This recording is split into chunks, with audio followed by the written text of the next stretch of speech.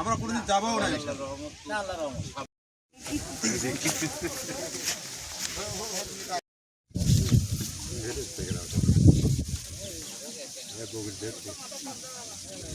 ছিল পেচিক সরকার ও কোনোদিন এই জায়গার আমাদের এই গ্রামবাসীর বিশেষ করে বালুয়াই এবং বোসাদাও এই গ্রামবাসীর কোনো বিন্দু পরিমাণ কোনো কাজ করেনি, শুধু আশ্বাস দিয়ে গেছে কাজ হবে হবে, আজ অবধি পরিমাণ কোনো কাজ হয়নি। বর্তমান যে সরকার, আমরা আশাবাদী এই সরকার আমাদের এই কাজগুলো করে দেবে ইনশাল্লাহ। মহিমাগঞ্জ ইউনিয়নের প্রতিনিধি আছে এবং আমাদের সংসদ সদস্য গোবিন্দগঞ্জ শামীম কাচার লিঙ্ক কমিশনের মারফতে আমরা এই কাজটা চাই আমাদের গ্রাম। আপনারা জানেন যে বিগত ফ্যাসিস্ট সরকারের আমলে এই এলাকায় শত শত কোটি টাকা বরাদ্দ নিয়ে তারা এই এলাকায় বোচাদাও সহ বালুয়ার বাঁধের এক বিন্দু তারা কোনো কাজ করেনি। আজকে আমি এই বোচাদাও জামে মসজিদে আমি জুমার নামাজ আদায় করতে আসছিলাম।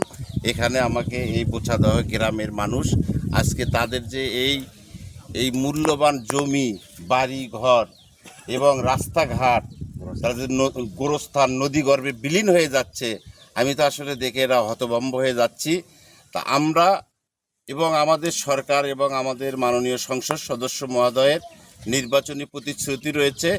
আমরা যেহেতু গত 6 মাসই হয়নি আমাদের সরকার দায়িত্বে আসা, তা আমরা বিশ্বাস করি যে অনতি বিলম্বে আমরা মাননীয় সংসদ সদস্যর সঙ্গে আমাদের এই এলাকার যুব দলের প্রতিনিধি এবং আরও অনেক যুব দলের নেতা, কামাল, তারপর ছাত্র দলের সভাপতি, তারপরে আনিসুর সহ আরও অনেক সিনিয়র নেতৃবৃন্দ সহ আমরা মাননীয় সংসদ সদস্যের সঙ্গে কথা বলেছি এবং আমরা আজকে এখানে দেখে আমি হতভম্ব হয়ে গেছি। এই সেনাপগুলো নিয়ে, এই ফটোগুলো নিয়ে এবং আপনাদের মাধ্যমে আমি মাননীয় সংসদ সদস্যের কাছে আরও বিশালভাবে আমি এটা তুলে ধরব যে অনতি বিলম্বে এই বোসাদায় এই নদী শাসন করে বাঁধ নির্মাণ করে এবং বিশেষ করে দেওয়ানতলা থেকে তাদের এই বোচাদাও উত্তরপাড়া পর্যন্ত একটি রাস্তা না করলেই নয়। কারণ এমন একটা পরিস্থিতি যে এই এলাকার মানুষের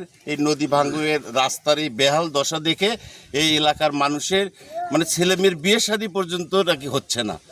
আসলে অনেকে এখানে এদিকে আসতেই চায় না, এই রকম একটা বিপর্যয়ের মধ্যে তারা রয়েছে।